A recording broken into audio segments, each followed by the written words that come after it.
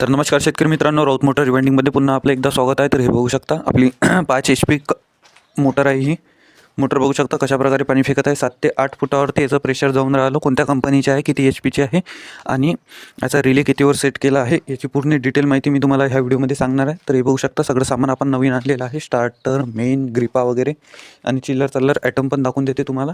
हे बघू शकता हे ओमेगा कंपनीचा टेप आहे मित्रांनो. चांगल्या प्रकारे हे फीड वस्तू आपल्या पाण्यामध्ये वापरायचा असतो. हे फुटबॉल आणि हे त्याची जाडी आणि हा RRचा केबल आहे. ज्यावेळेस आपण नवीन पेटी बनवू त्यावेळेस सध्या आपण ही मोटर एका स्टार्टर आणि मेनवरती फिट करणार आहे.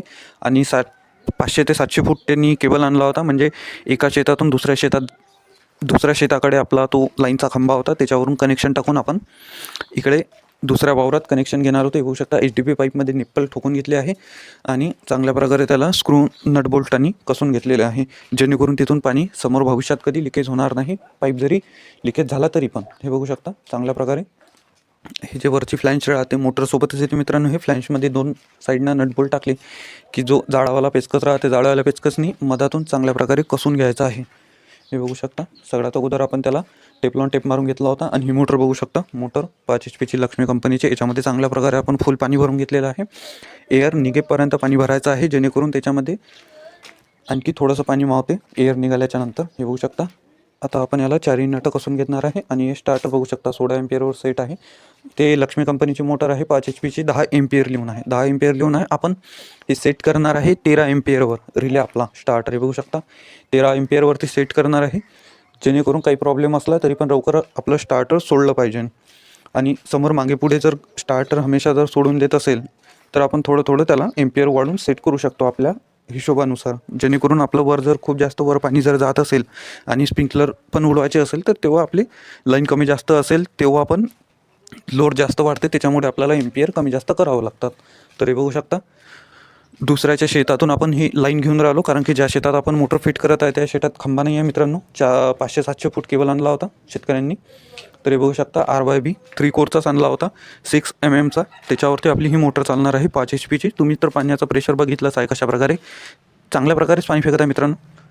हे बघू शकता तुमच्याकडे खांब्यावर चढायचे आणि हे कनेक्शन मारायचे किती रुपये घेतात हे तुम्ही मला कमेंटमध्ये सांगू शकता. आणि मोटर वगैरे फिट करून द्यायचे, कनेक्शन मारायचे आणि स्टार्टर बसवायचे आणि पेटी बसवायची. एकूण टोटल आम्ही घेतले आहे फक्त 700 रुपये.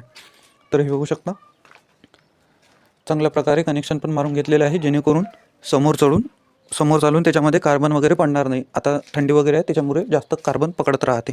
तर तुम्ही पण चेक करून घेत जा. हे बघू शकता चालू लाईनमध्ये कनेक्शन मारलेले आहे.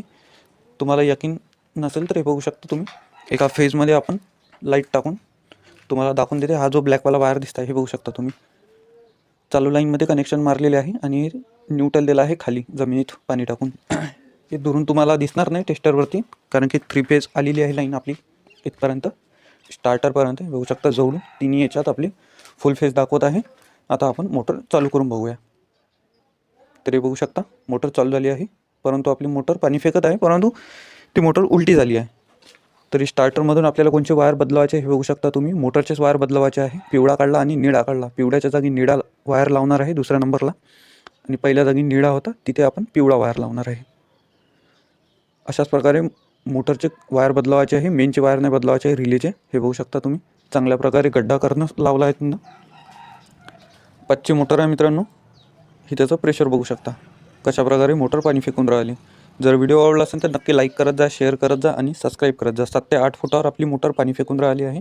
ही मोटर मित्रांनो 3 फेजवर पण चालते आणि 3 फेज गेल्याच्या नंतर 2 फेज येते मित्रांनो. 2 फुल येते आणि 1 डीम येतो, त्याला सिंगल फेज म्हटलं जाते. तर त्याच्यामध्ये एक कॅपॅसिटर लावलं ज्याच्यामध्ये फुल असला फेज त्याच्यामध्ये, आणि ज्याच्यामध्ये नाहीच्या बरोबरीत असलं ती ग्रीप जर काढून ठेवली आणि त्याच्यामध्ये एक कॅपॅसिटर लावलं तर आपला 3 फेज तयार होते. त्याच्यावरती पण मोटर ही चांगल्या प्रकारे पाणी फेकते आणि वर्क पण करते. हे बघू शकता स्टार्टरचा कवर लावून घेतला आणि चांगल्या प्रकारे पाणी पण फेकत आहे. धन्यवाद शेतकरी मित्रांनो.